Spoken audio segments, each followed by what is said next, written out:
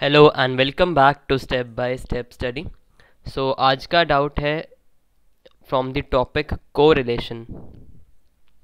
Okay, तो हमने एक प्रॉपर्टी पढ़ी थी कोरिलेशन के टाइम और theorem that said two independent variables are uncorrelated but the converse is not necessarily true. That is, अगर दो इंडिपेंडेंट वेरिएबल्स हैं वो तो अनकोरिलेटेड होते ही होते हैं, बट दो अनकोरिलेटेड वेरिएबल्स मे और मे नॉट बी इंडिपेंडेंट। तो पहले इसका ये कुछ बेसिक टर्म्स देखते हैं। फर्स्ट इज इंडिपेंडेंस क्या होती है एंड सेकंड कोरिलेशन क्या होती है। ओके, तो वेरिएबल्स अगर डेविएट कर रहे हैं इन द सेम और ऑपोजिट डायरेक्शन, चाहे वो कांस्टेंट प्रोपोर्शन से डेविएट कर रहे हो, दैट इज़ कांस्टेंट प्रोपोर्शन से इंक्रीज या डिक्रीज कर रहे हो, या फिर नहीं, दैट इज़ बेसिकली एक इंक्रीज हो रहा है तो दूसरा इंक्रीज हो रहा हो, एंड इफ एक इंक्रीज हो रहा है या दूसरा डिक्रीज हो रहा हो, पॉजिटिव या नेगेटिव कोरिलेशन है, देन वी से कि वहाँ पे कोरिलेशन प्रेजेंट है या फिर कोवेरिएशन एग्जिस्ट कर रही है।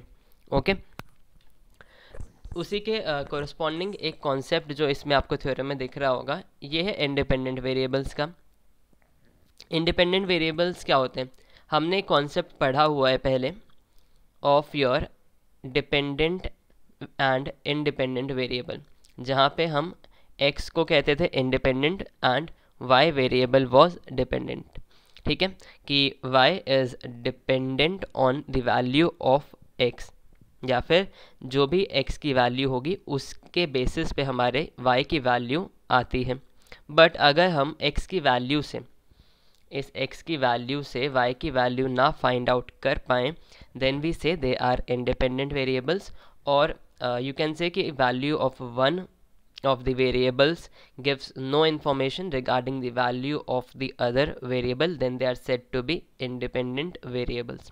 तो आई होप समझ आ गया होगा कि इंडिपेंडेंट वेरिएबल्स क्या होते हैं और अनकोरिलेटेड वेरिएबल्स फिर क्या होंगे।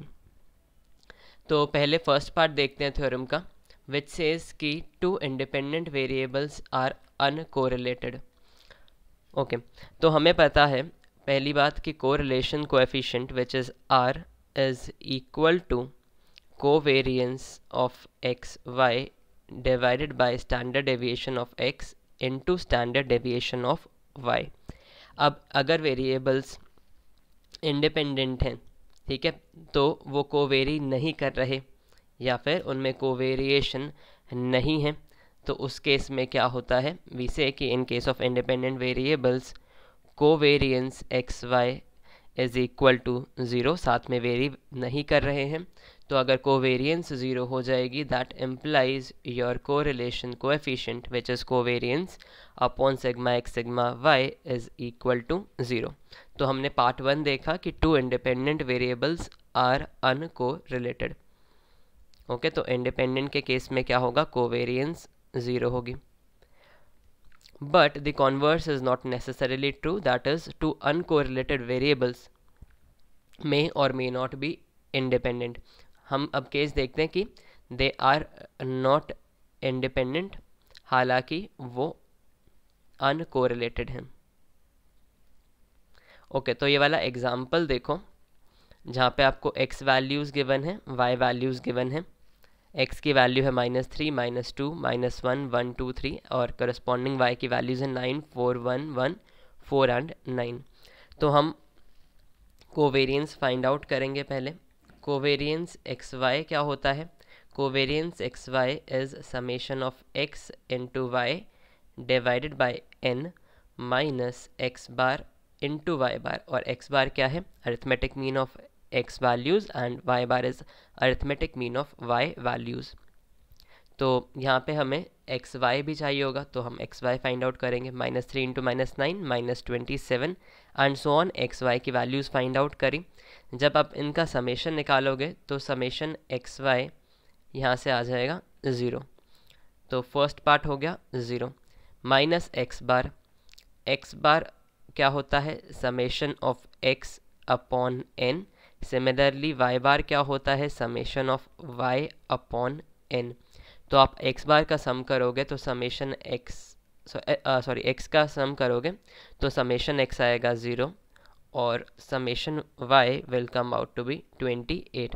तो अगर समेशन x 0 आया तो x bar is equal to 0, तो ये वाली वैल्यू भी 0 हो जाएगी। तो फाइनल आपका कोवेरियंस बिटवीन एक्स वाई 0 आ जाएगा, और कोवेरियंस अगर 0 है तो we know correlation is also 0। तो ये तो हो गया कि हमारे जो वेरिएबल्स हैं वो अनकोरिलेटेड हैं। तो क्या ये अब डिपेंडेंट है या इंडिपेंडेंट है? अगर आप x और y की वैल्यूज़ को ध्यान से देखो तो you will get a relation या फिर function which says y is equal to x का स्क्वायर और y is equal to x square. जैसे -3 square is 9, -2 square is 4, -1 square is 1। तो although the variables are uncorrelated, which we can say from your correlation coefficient, but they are not independent, क्योंकि उनमें एक dependence relation है हमारे पास which is y equal to x square। तो I hope this theorem और the property is clear to you कि दो independent variables हमेशा ही अनकोरिलेटेड होंगे, बट दो अनकोरिलेटेड वेरिएबल्स मे और मे नॉट बी इंडिपेंडेंट।